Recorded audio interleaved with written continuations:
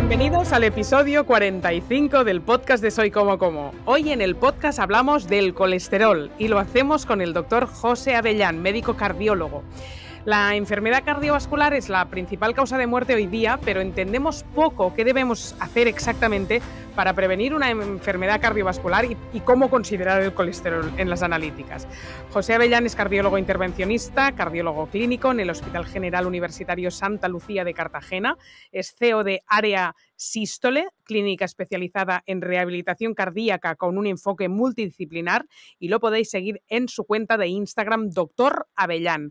Antes de empezar, recuerda que estos días te estoy promocionando mi próxima masterclass, Aprende a comprar sin engaños, un webinar de 2 horas gratuito en el que vas a aprender a leer las etiquetas, hacer una compra sana y hacer un menú bueno, bonito y barato. Y te puedes inscribir en el enlace que te dejo en la descripción de este episodio. Y como siempre también nos acompaña nuestro patrocinador que hace posible el podcast, que es Naturs Plus. Ahora sí, doctor Avellán, José, ¿qué tal? Bienvenido.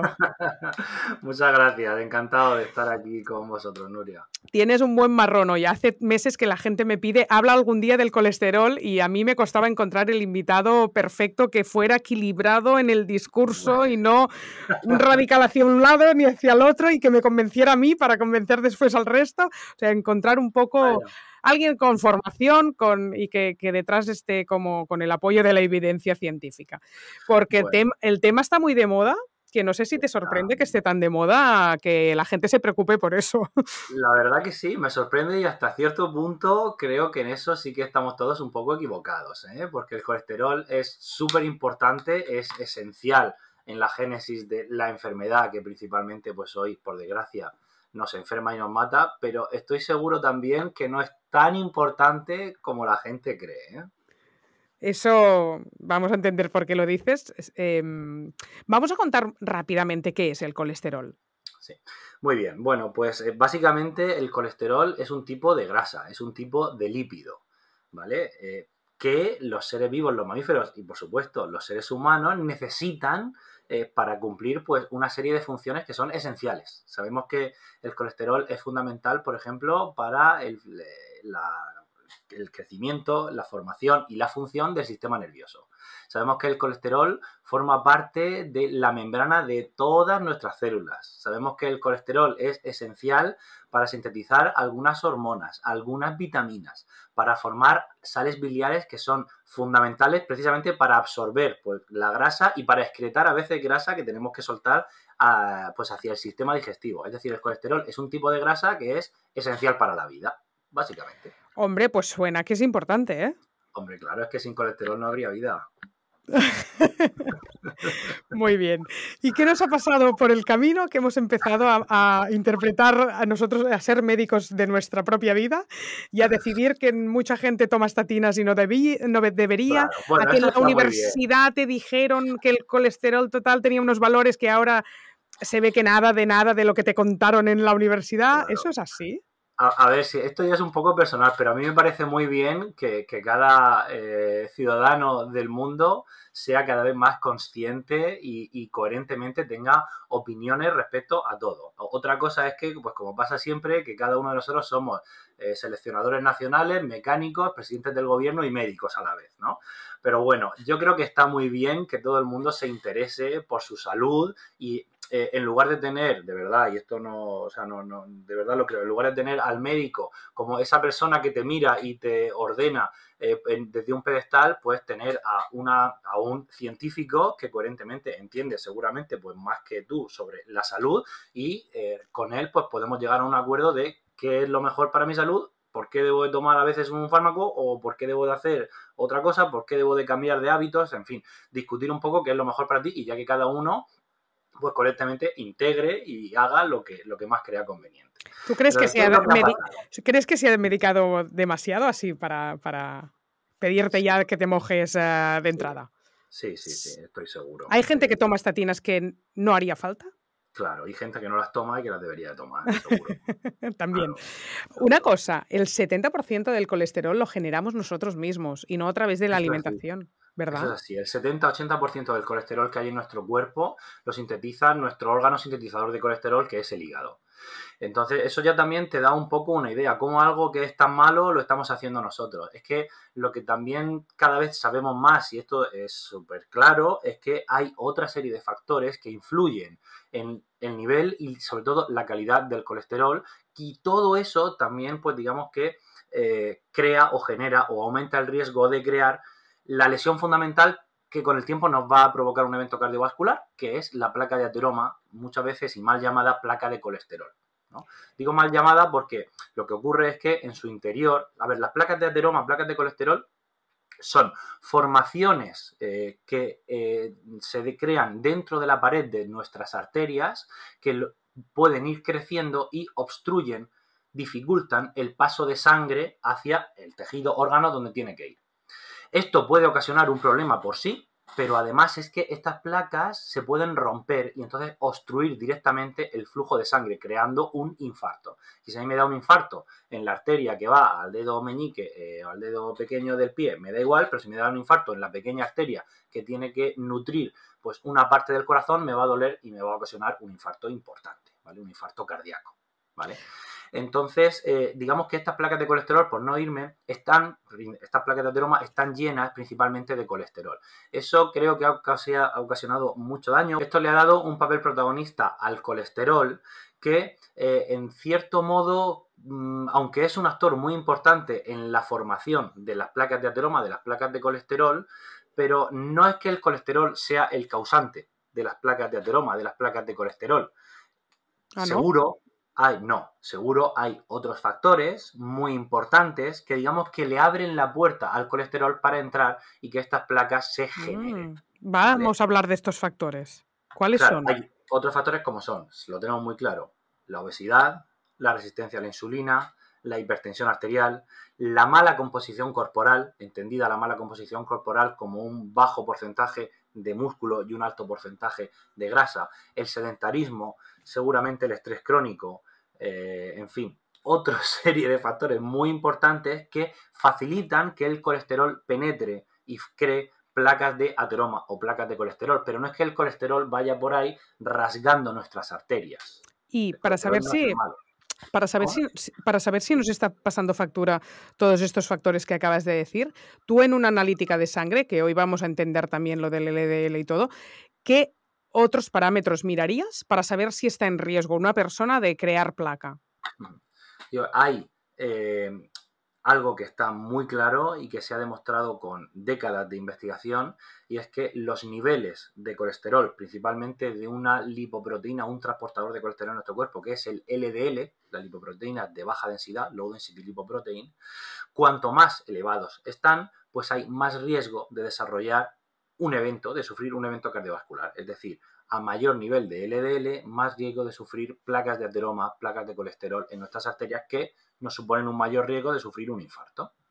Del mismo modo, también sabemos, y desde hace ya muchas décadas, que no solo el nivel de colesterol LDL importa. José, entonces el factor principal con el cual tú trabajas viendo toda una analítica de factor de riesgo es el LDL. El LDL no es otra cosa. El factor principal en cuanto al colesterol puede ser, pero no el factor principal de cada paciente. Porque lo que pasa es que ahora mismo, con la evidencia que tenemos, sí que sabemos que el LDL es el factor asociado al colesterol, el nivel de LDL, que más evidencia tiene detrás para saber qué es lo que más se asocia a un riesgo de sufrir un infarto. Este peso, de todos modos, no es tan alto como el que la gente cree, según mi opinión. Pero el factor principal que más se asocia a sufrir un evento cardiovascular bien podría ser, y de hecho se asocia más, una hipertensión arterial no controlada, o una diabetes, o una obesidad o un sedentarismo. En cierto modo, no tenemos claro en cada paciente cuál de estos factores supone el mayor peso, pero desde luego, cuando nosotros valoramos a un paciente, lo que sí que tenemos claro es que tenemos que ver todo el riesgo cardiovascular de una manera global y no debemos de centrarnos en el numerito, y eso yo creo que cada vez lo tenemos más claro, en el numerito de colesterol LDL para saber si eso es lo que, o sea, simplemente eso, el riesgo o lo que le supone un riesgo al paciente, sino que hay que ver todo de una manera más global. De hecho, no es solo el nivel de colesterol LDL lo único que nos importa en cuanto al perfil de colesterol, sino que también es muy importante ver pues cómo tiene el HDL, cómo tiene los triglicéridos, unos índices que se pueden calcular en base al nivel de colesterol total o nivel de triglicéridos en función del HDL, lo que llamamos índices heterogénicos, que nos están dando una información que ya no es solo el nivel de colesterol LDL, sino la calidad en general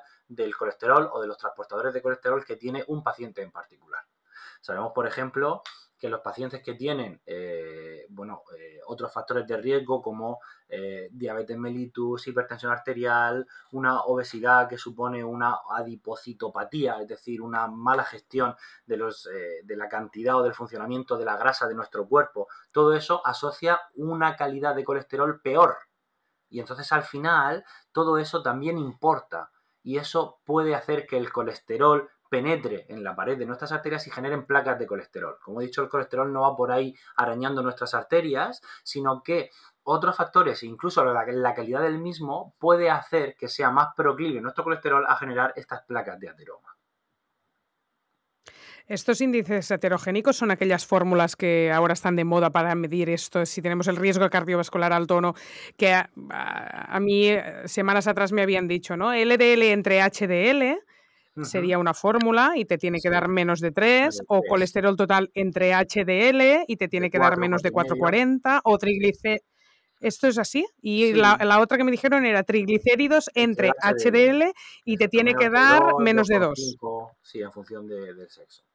Lo que tenemos que... Esto es cierto, que parece ser que estos índices lo que están transmitiendo o reflejando es la calidad de nuestro colesterol. Y lo que ocurre desde el punto de vista científico es que desde hace ya bastantes años sabemos que las LDL que tienen una conformación distinta, solemos encontrarlas en clínica como las LDL que están glicadas u oxidadas, no pueden ser reconocidas con tanta facilidad por nuestro hígado para su reciclaje.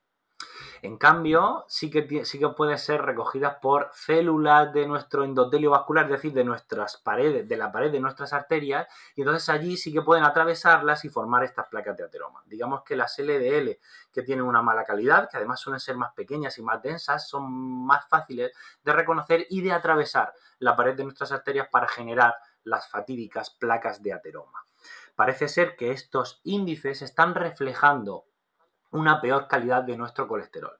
Pero también es cierto, y hay que recalcar, que si nos atenemos a la evidencia científica, hay mucha más evidencia actualmente que respalda que los niveles de colesterol LDL asocian un mayor riesgo de infarto, comparado con que un mal índice heterogénico asocia un mayor riesgo de infarto. Puede ser. Quiero decir que tenemos más evidencia que respalde una cosa que otra. Yo no sé qué es más importante, pero si soy científico, médico y atiendo a la evidencia disponible, una cosa no quita la otra. Mi visión en general es mixta porque fisiológicamente tiene mucho sentido pensar en algo, o sea, en una cosa y en la otra. Pero creo que lo mejor es integrarlo. Pero como digo, hay más evidencia que respalda que el nivel de colesterol LDL importa más que lo otro, que los índices heterogénicos son más importantes. Por eso aquellas personas que tantos tenemos en redes sociales que defienden un extremo u otro, pues básicamente me parece que son unos esclavos de la evidencia, otros esclavos de la fisiología y que muy pocos ven pacientes. Más claro el agua. Vamos a entrar en harina. LDL, ¿cuál sería el valor para ti de referencia o el que te empezaría a asustar en un paciente que tengas delante, que si todo lo otro acompaña en el mal sentido, un sobrepeso, tendencia a obesidad, mala resistencia a la insulina y tal, o sea, resistencia a la insulina, ¿en qué momento darías estatinas? ¿Con qué valor de LDL? Es que esa pregunta es o sea, no hay dos pacientes iguales, entonces no puedo darte un valor, porque además en casi todos los pacientes en los que yo, en prevención primaria, me estás preguntando, es decir, antes de sufrir un infarto o un evento cardiovascular, yo doy estatinas, es después de haber hecho mucho esfuerzo por modificar sus hábitos de vida. Entonces no hay un nivel a partir del cual toma tu estatina, es que yo no trabajo así. Yo creo que hay que ver el riesgo cardiovascular global. Pero bueno, intentando responder a tu pregunta, te lo voy a decir de otro modo. ¿Qué nivel me parece óptimo pues por debajo de 100, 120 de LDL, ¿vale? En una persona. Eso es maravilloso. Y porque estudios que hayan demostrado que con niveles por debajo de 100 hay enfermedad cardiovascular significativa son pocos, ¿vale? Son pocos. Eso no significa que por encima de 150 yo dé estatinas, casi nunca seguramente. Casi nunca. En un paciente que no ha sufrido un infarto. Tengo pacientes con LDL de 200 que no doy estatinas porque su estilo de vida es maravilloso. Y simplemente quizá pues me hacen periodos de dieta cetogénica, tienen un HDL muy alto y unos triglicéridos muy bajos y entonces me preocupa poco. Sí que les puedo recomendar, oye, quizá deberías de comer más basado en plantas. Pero ahí ya es una decisión o un acuerdo entre el paciente y el médico, ¿vale? Hay gente que hace cetogénica que el colesterol total lo ha llegado a tener a 400 o No a me parece 600 sano. o a 800. ¿No te No, parece no, sano? creo, yo desde mi punto de vista no puedo recomendar la dieta cetogénica en alguien que le sube el colesterol tanto, el LDL. ¿Por qué? Pues porque, como digo, la evidencia ahí está. Y luego también tengo que decir que estudios a veces importantes, si bien observacionales, pero con muchos miles de pacientes, han visto que las personas que llevan una dieta cetogénica, digamos, perenne, es decir, como estilo de vida, pues en algunos el pronóstico cardiovascular, la tasa de eventos cardiovasculares es mayor. Entonces a mí la dieta cetogénica, que me parece que tiene mucho más ventajas que desventajas, es mucho más beneficiosa que perjudicial, es la dieta que más disminuye la resistencia a la insulina, más sensibiliza a la insulina, es la dieta con la que más rápido se pierde peso y eso siempre será lo fundamental a conseguir en un paciente con sobrepeso y con riesgo cardiovascular no bajo. Pues yo creo que esa dieta tiene muchas ventajas, pero para llevar periódicamente. Yo como cardiólogo no la defiendo como un estilo de vida. ¿Por qué? Pues precisamente porque aumenta el nivel de colesterol y ese aumento se ha asociado con más riesgo de sufrir pues infartos. Entonces no me parece lo más coherente. Vamos a hablar de los huevos, de la sal, más allá de la dieta cetogénica, también de las grasas saturadas. Los Sí. huevos, para empezar, hemos pasado de decir que los huevos aumentaban el colesterol a decir que se pueden comer 14 huevos al día. Dime tu opinión.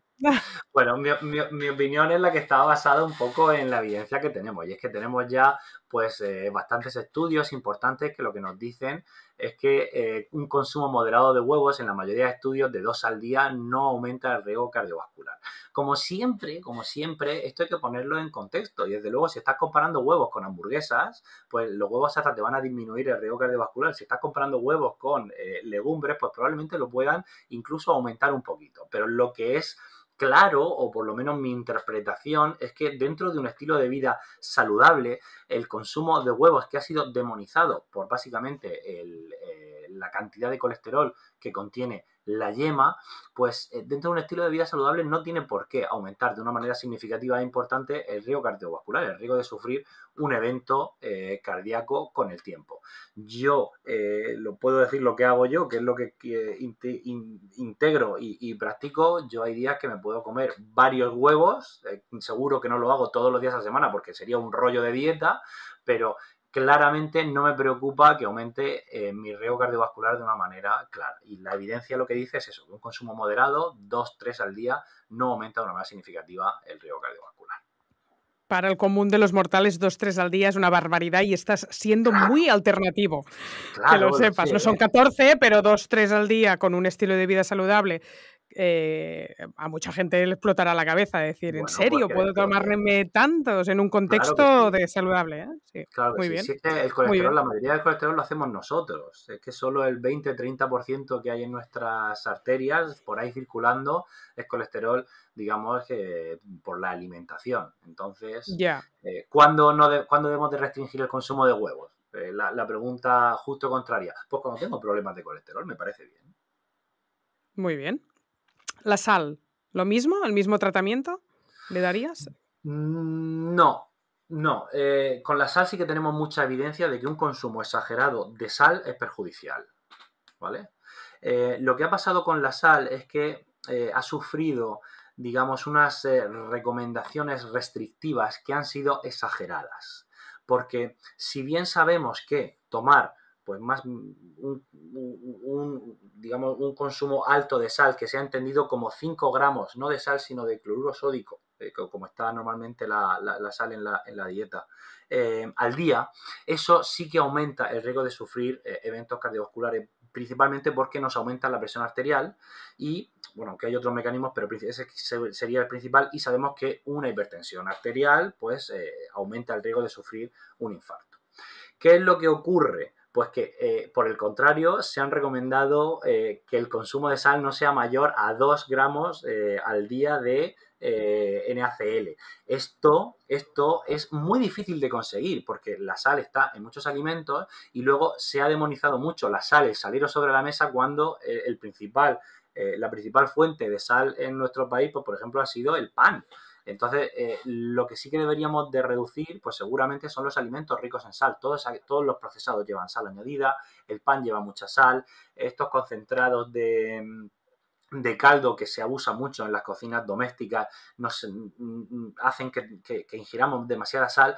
Entonces, la recomendación, digamos, universal es no excederse en el consumo de sal, pero tampoco tenemos por qué ser restrictivos. Cuando hemos visto en estudios el pronóstico cardiovascular que tiene en función de la cantidad, o sea, que se asocia en función de la cantidad de sal que tomamos, sí que es verdad que aumenta por encima de un límite, pero también hay como una especie de curva en J, aumenta cuando la sal es demasiado poca.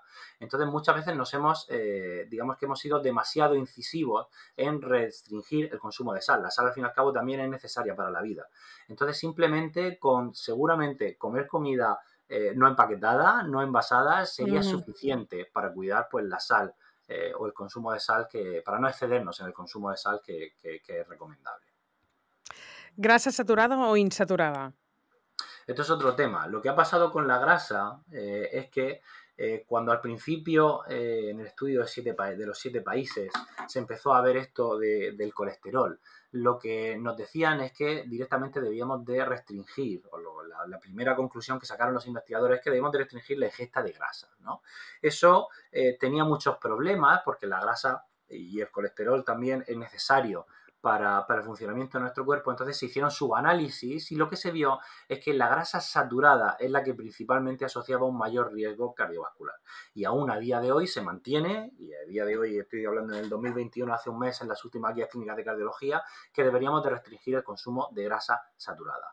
Bien, esto puede tener un sentido científico o basado en la evidencia, pero luego también hay otros estudios, algunos muy importantes y recientemente publicados, que lo que nos dicen es que no tenemos tan claro que la grasa saturada sea tan mala, porque muchas veces nuestro cuerpo, sobre todo cuando somos lactantes, la fabrica y es necesaria, o sea, fabricamos grasa saturada que es necesaria, cumple una función energética muy importante.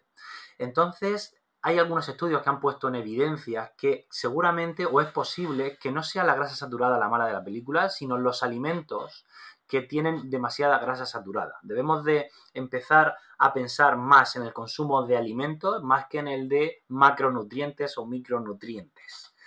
No sé si te he entendido, me ha parecido muy parecido decir grasa saturada y alimentos con grasa saturada. ¿Cuál es la diferencia? No es lo mismo, porque sabemos, por ejemplo, que el chocolate negro, que es rico en grasa saturada, no tenemos ningún estudio que nos diga que es perjudicial. Hay estudios con queso en el cual, que es rico en grasa saturada, tampoco tenemos claro que sea perjudicial. Incluso algunos tipos de leche también tienen grasa saturada y tampoco tenemos claro que sea perjudicial.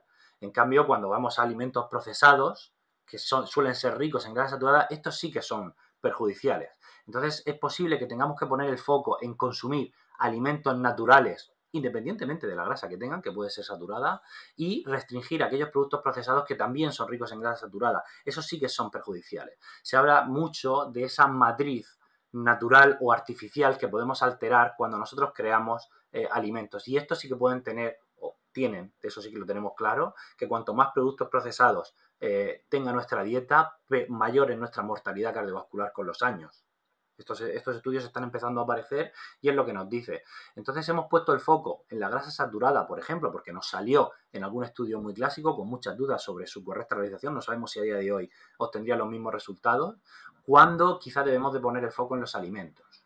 A día de hoy se sigue recomendando reducir el consumo de grasa saturada, pero yo abogo más por reducir el consumo de alimentos procesados. Muy bien. Y ya la paradoja francesa, el alcohol, ¿no? Francia, que Mm. país de alto consumo en vino, grasas saturadas y niveles similares de colesterol que los Estados Unidos y Gran Bretaña, tenía paradójicamente una mortalidad por enfermedad coronaria baja. Y Baja. a esto se le dio el nombre de paradoja francesa.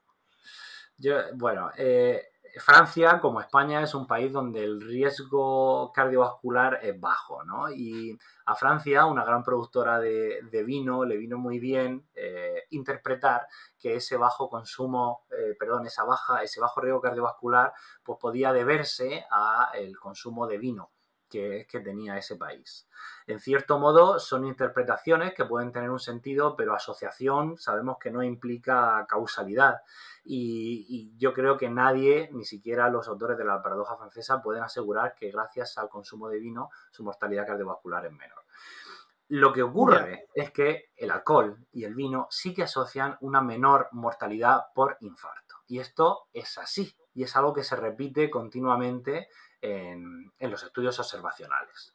El vino, el alcohol y algunas sustancias del vino tinto que muchas veces se han santificado, lo que ocurre es que son antitrombóticas y antioxidantes. Y el infarto en su génesis tiene una parte de trombosis muy importante.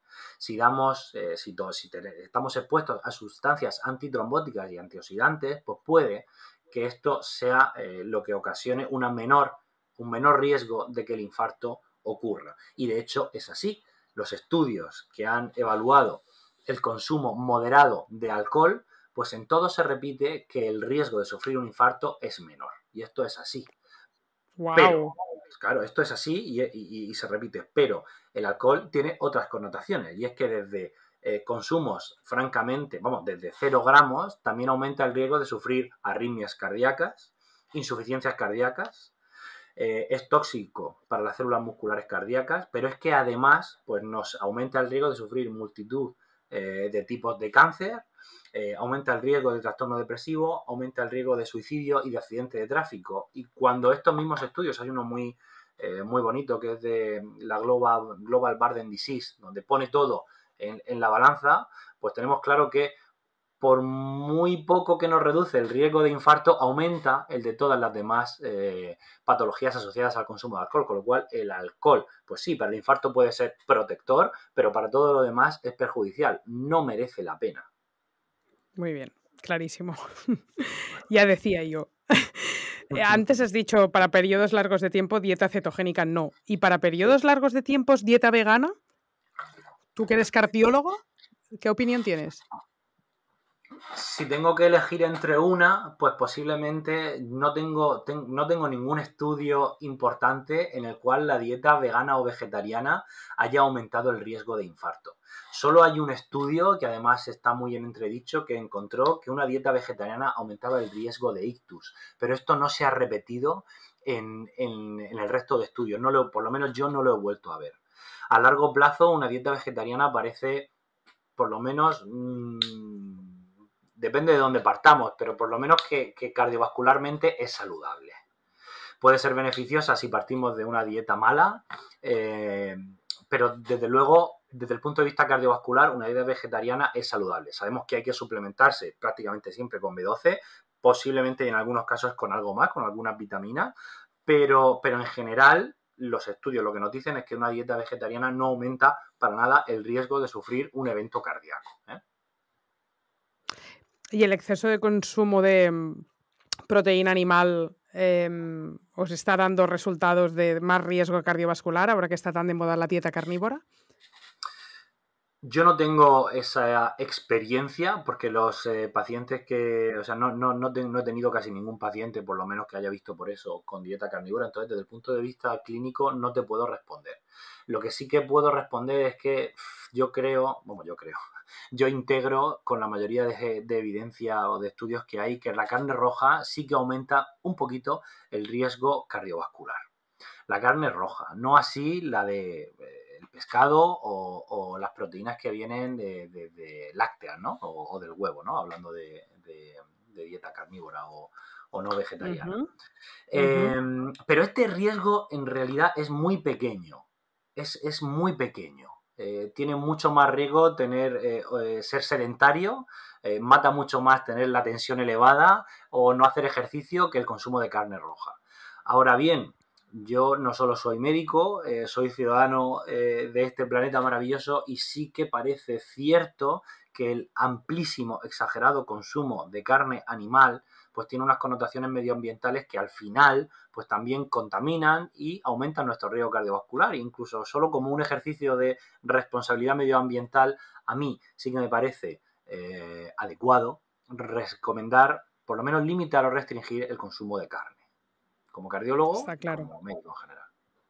Muy bien.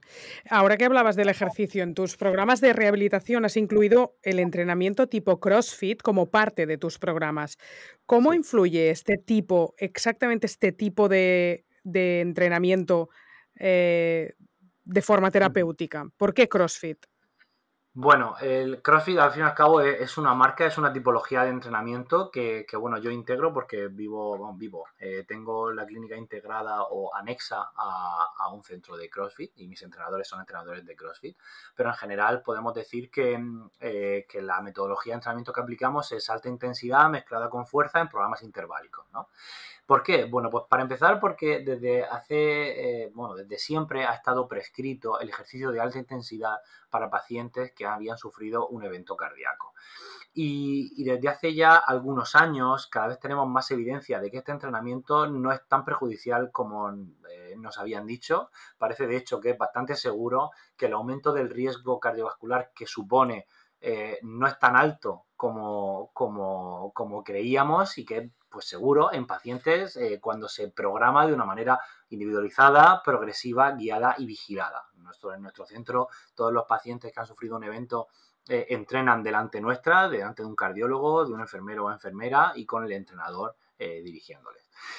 Y lo que pasa con la alta intensidad es que nos beneficia tanto como el ejercicio de intensidad moderada, pero con, para mí, dos ventajas principales. Una, que es más eficiente, es decir, necesitamos realizar menos tiempo de ejercicio para llegar a los beneficios de un ejercicio de intensidad moderada, digamos, con más tiempo.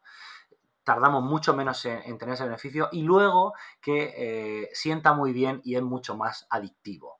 Es mucho más fácil de llevar a cabo cuando estás, digamos, siguiendo una programación guiada con el entrenador delante. Es más divertido y suele generar esa adicción, que al fin y al cabo es lo que nos importa. El ejercicio es beneficioso cuando se practica de manera regular y cuando te gusta. Si no te gusta, estás destinado al fracaso. Entonces, en nuestros programas de rehabilitación cardíaca, pues son grupos pequeños de pacientes que se animan, que se apoyan entre ellos, que realizan alta intensidad y que todos terminan encantados. A mí me parece que es una manera, con el tiempo que tenemos actualmente, de llegar a unos beneficios cardiovasculares súper claros, súper rápido y encima de una manera pues, que el paciente se divierte y le engancha.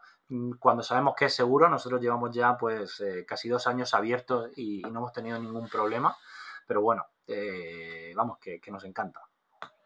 ¿Dónde tenéis físicamente la clínica? Está en Ciudad Real. Se llama Área Sístole y la tenemos allí al ladito del Hospital de Ciudad Real. Muy bien. Vamos a hablar de la suplementación. De las estatinas, no sé si nos queda algo por decir, aparte de que estamos medicando de más. Y aparte de eso, te pediré que nos recomiendes suplementos o que nos digas tu opinión sobre la levadura de arroz rojo, por ejemplo, que es tan conocida. Sí.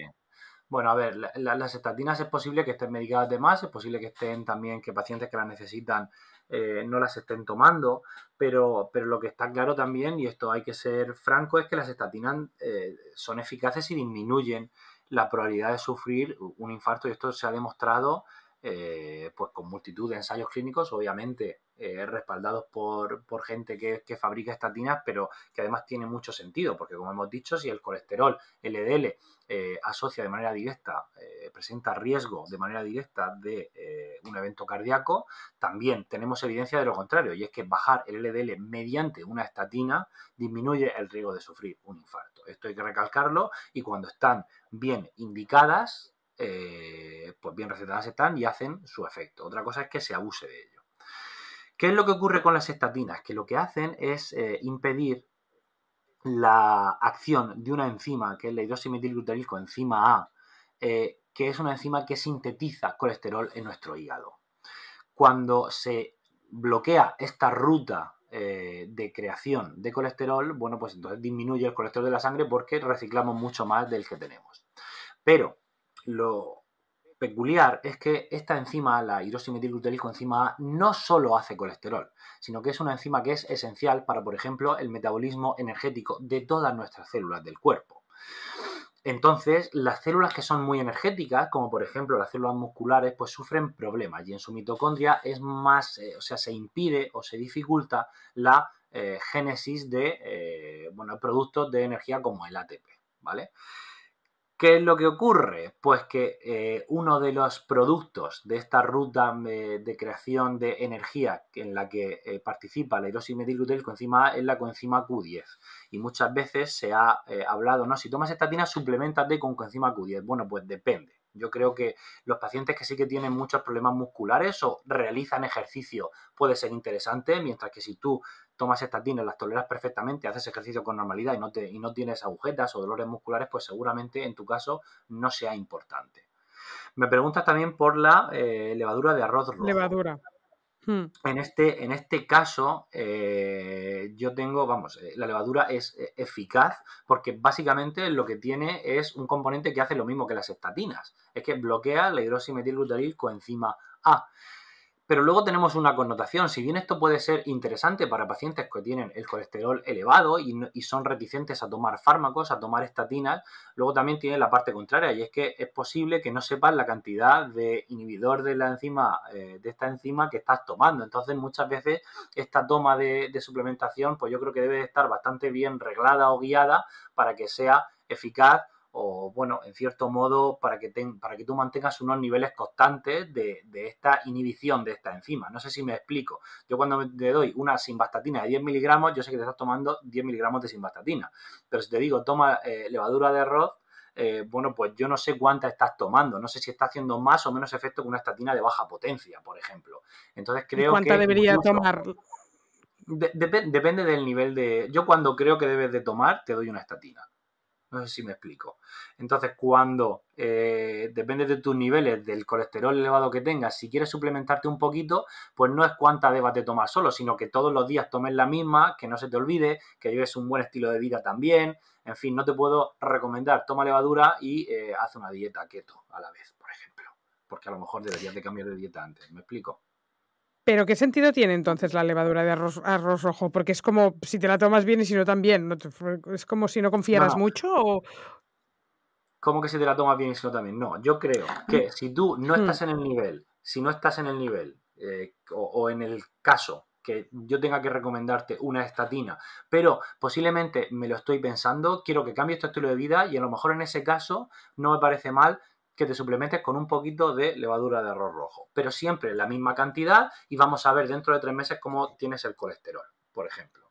Ahora, lo que no creo que esté bien es que sea el primer paso para suplementarte antes de cambiar otras cosas. Y desde luego, en ningún caso me parece que sean un sustituto cuando las estatinas están indicadas. ¿Por qué? Pues porque los niveles que tú vas a alcanzar de inhibición de esta enzima van a ser mucho más erráticos que si todos los días te doy 10 miligramos de esto, 10 miligramos de esto, 10 miligramos de esto. ¿Me explico? Sí, Pues para entenderlo, ¿qué genera en el cuerpo la levadura de rojo? exactamente lo mismo que las estatinas, pero a un nivel que yo no puedo controlar como médico. Ujú, Si yo te receto ujú. esto, sé que te vas a tomar esto. Si digo tómate lo otro, pues no lo sé. Porque eso hay Ya. muchas marcas, no he estado, quiero decir, los fármacos tienen esa garantía de que sabes que están sujetos a unas regulaciones muy importantes.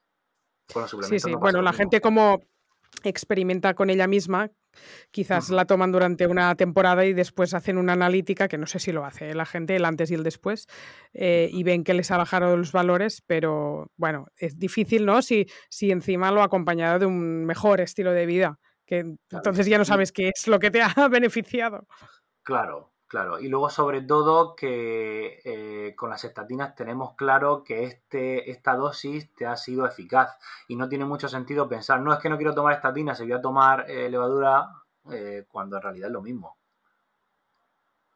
Hacen el mismo efecto. Bien. Colesterol y emociones. ¿Qué lugar tienen las emociones en el riesgo cardiovascular? Bueno, este es un tema que es interesante. Más que, o sea, las emociones y también el tono, el estrés y el tono del sistema nervioso simpático o el nivel de alerta que tenemos. Mira, hay una enfermedad, o sea, que las emociones influyen en el sistema cardiovascular es algo que tenemos muy claro. Y de hecho, hay una patología que es como la patología ejemplo o clara que siempre se expone que llamamos miocardiopatía de estrés. La miocardiopatía de estrés es una afectación brusca de nuestro músculo cardíaco y que aunque no sabemos exactamente bien cuál es el mecanismo bioquímico que la produce, sí que muy frecuentemente, casi siempre se asocia con estados de estrés agudo o emocionales muy intensos. Gente que ha sufrido la pérdida de un ser querido pues en el día de antes, o que ha tenido una discusión muy fuerte, o que ha tenido un problema pues muy importante que le ha afectado a nivel emocional en rarísimas ocasiones, pero que desgraciadamente las vemos frecuentemente en los hospitales, pues desarrollan como un infarto like en su músculo cardíaco. El tejido cardíaco se aturde y de hecho no se mueve, y lo que nos da la pista es que cuando vemos las arterias coronarias de estos pacientes no tienen placas de ateroma que obstruyan la luz, ni hay obstrucciones importantes del flujo coronario. Pero todas han tenido o casi siempre existe un antecedente emocional intenso. Con lo cual, de un modo u otro, como digo, no lo tenemos exactamente claro cuál es el mecanismo biológico o bioquímico de esto, las emociones afectan al corazón. Y luego también tenemos evidencia de que trastornos, afectaciones emocionales o trastornos, pues el trastorno ansioso depresivo, trastorno depresivo, cuando son crónicos también aumenta el riesgo cardiovascular de nuestros pacientes. Esto puede ser debido a un mecanismo indirecto. El paciente que sufre una depresión, lo último que piensa es en cuidarse o en estudiar cómo debe de cuidar su corazón de una manera óptima, pero también parece que puede haber un vínculo de una manera más directa. Y es que al fin y al cabo nuestro cuerpo es un ente en el cual todo está conectado y obedece o funciona mejor, se optimiza cuando hay un equilibrio emocional y del sistema nervioso simpático y parasimpático que tienen que estar nivelados. Cuando este balance se disregula, aparecen alteraciones en todos los órganos y el cuerpo, y el corazón, pues tampoco es una excepción. Y entonces vemos que el riesgo cardiovascular aumenta en pacientes que sufren este tipo de trastornos. Con lo cual, ¿qué será lo más importante? Pues huir, intentar tratar cuando esto está ocurriendo y desde luego pues huir de estresores crónicos que al fin y al cabo están impidiendo el funcionamiento óptimo del corazón. Relativizar, el grupo es muy importante, también tenemos mucha evidencia de que la soledad es un factor que importa cuando estudiamos las repercusiones a nivel cardíaco, y no solo la soledad como estar solo, sino como sentirse solo. Cuando estudiamos cómo de solo está un paciente, importa más cómo él se sienta más que lo solo que esté o con quién conviva. Eso no significa que el grupo parece importante y las personas mayores que están bien cuidadas, que no se sienten solas, tienen un mucho mejor pronóstico cardiovascular que las que se sienten solas. Es un 360 en toda regla, ¿eh? No te lo terminas, ¿eh? Esto de ser cardiólogo, si todo esto influye tanto, qué pasada. Qué preocupante y qué difícil, pero bueno, es lo que yo es, creo que es lo que todo es. es importante y Sí, desde sí. luego durante mucho tiempo nos hemos fijado en el numerito y damos esto y nos quedamos muy tranquilos, pues cuando uno se pone a estudiar o a ver en fondo o a ver de verdad el trasfondo de incluso la enfermedad cardiovascular que parece que está tan clara, pues más dudas te asaltan y más te das cuenta que tienes que atender a multitud de factores. La pena es que normalmente en el sistema sanitario, y es algo por lo que yo intento luchar o dar a conocer, pues no nos centramos casi nada en esto. Y es que viene muy bien ver a 20 pacientes en una mañana, recetarles la pastillita y quedaste muy tranquilo, pero desde luego cuando yo tengo un paciente en mi clínica intento abordar todo de una manera mucho más global porque creo que es cuando más ayudas. Muy bien.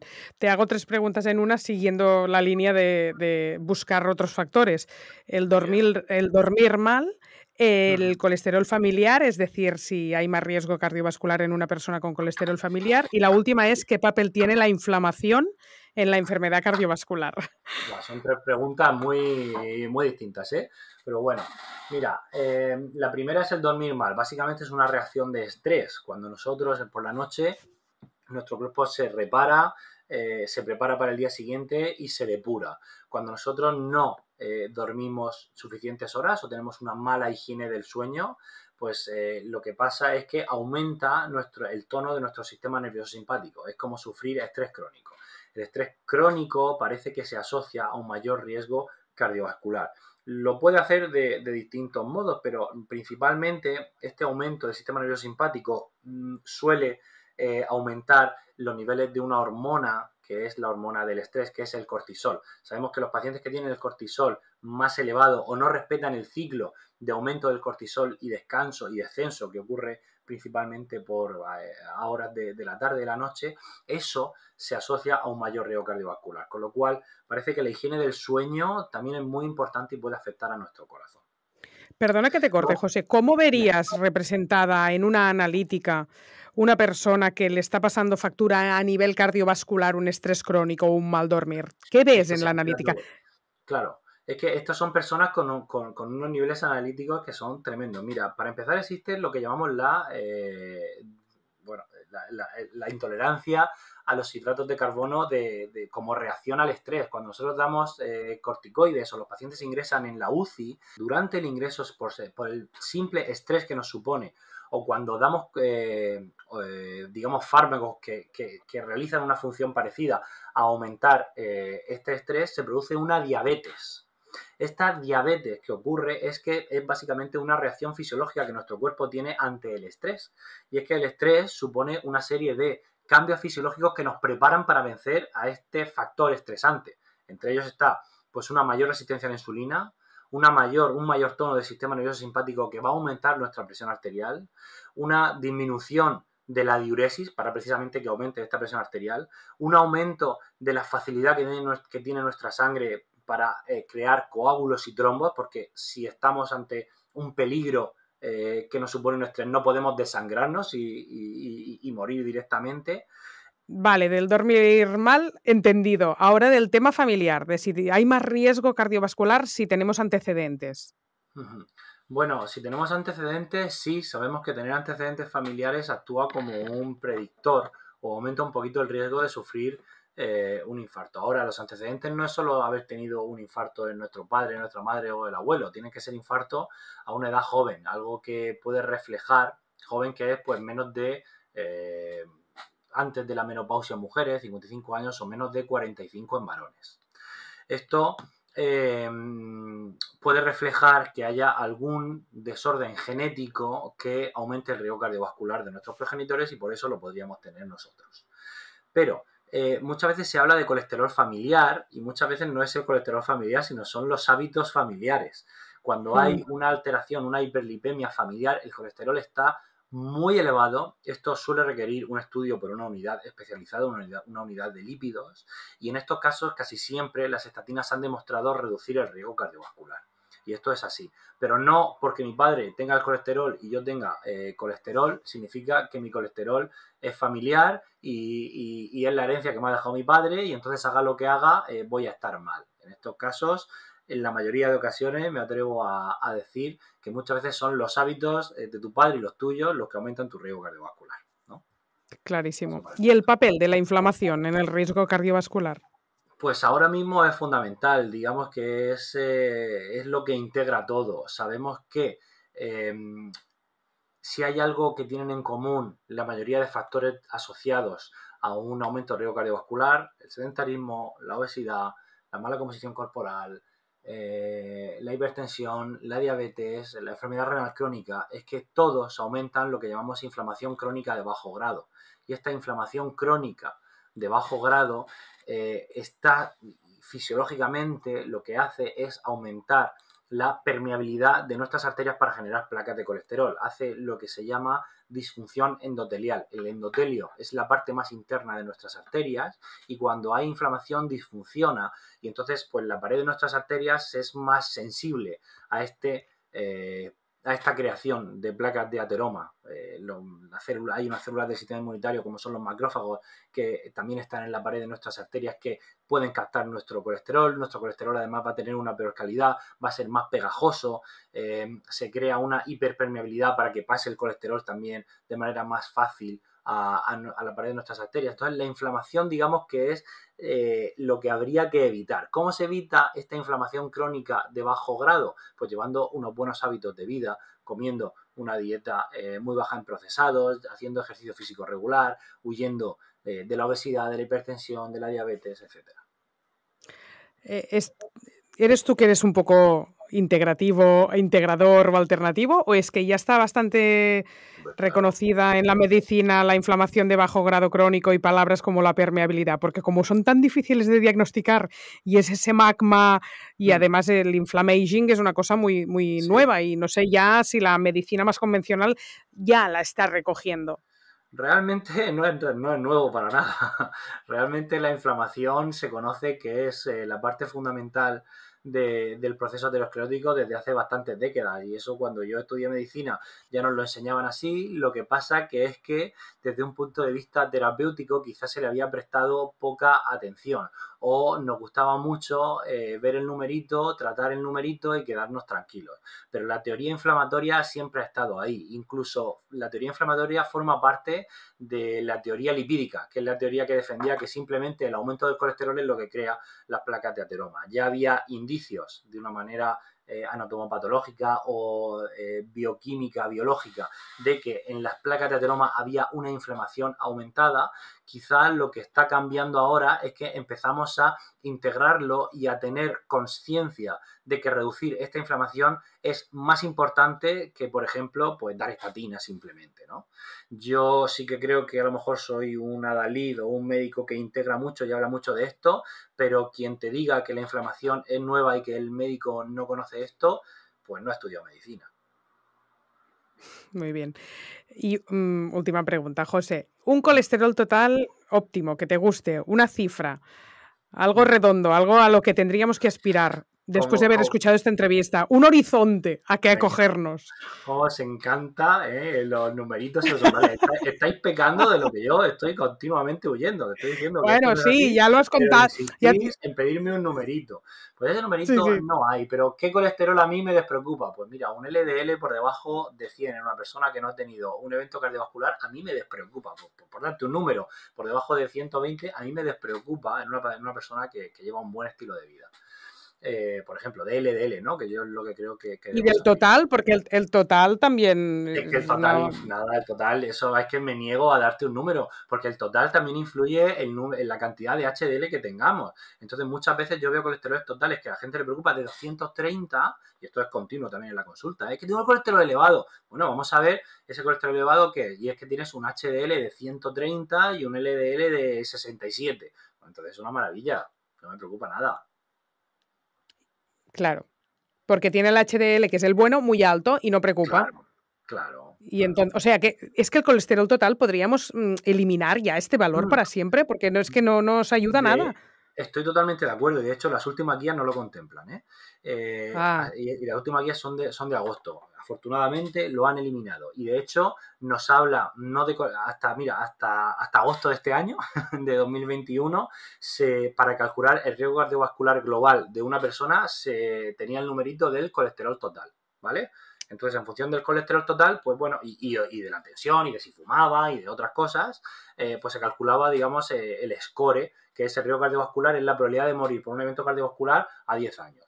Ya este año nos han sacado el score 2, que ya no contempla el colesterol total, sino el colesterol no HDL, que es otra fórmula, ¿vale? Entonces debemos de empezar, pues ya mismo, a integrar el colesterol no HDL como, el número que nos ayuda, no nos clasifica, pero nos ayuda a calcular el riesgo cardiovascular de un paciente. Esta escala o este cálculo se llama Score 2, es como la segunda versión del Score, que era el cálculo clásico o el que se recomendaba por la Sociedad Europea de Cardiología, Sociedad Europea de Hipertensión, para calcular el riesgo cardiovascular. Y el Score 2 habla de triglicéridos. Me lo vas a preguntar. Tampoco hay un numerito de colesterol no HDL, sino que en función del nivel y de otros factores, pues calculamos el riesgo cardiovascular. Vale. José, te dejo en paz. Muchas gracias por aportarnos tanta luz, por ser tan claro y tan fácil de entender tu discurso. Muchas gracias por estar hoy en el podcast de Soy Como Como y hasta otra ocasión. Gracias de verdad. Bueno, muchísimas gracias a vosotros por invitarme, por la paciencia y bueno, espero haber aportado. Si no, pues mira, me tendréis para una segunda parte cuando os apetezca. Gracias. Y hasta aquí el podcast de hoy. Si te ha gustado, no te olvides de compartir. Y recuerda que en Soy Como Como te esperamos con cursos online de salud y alimentación.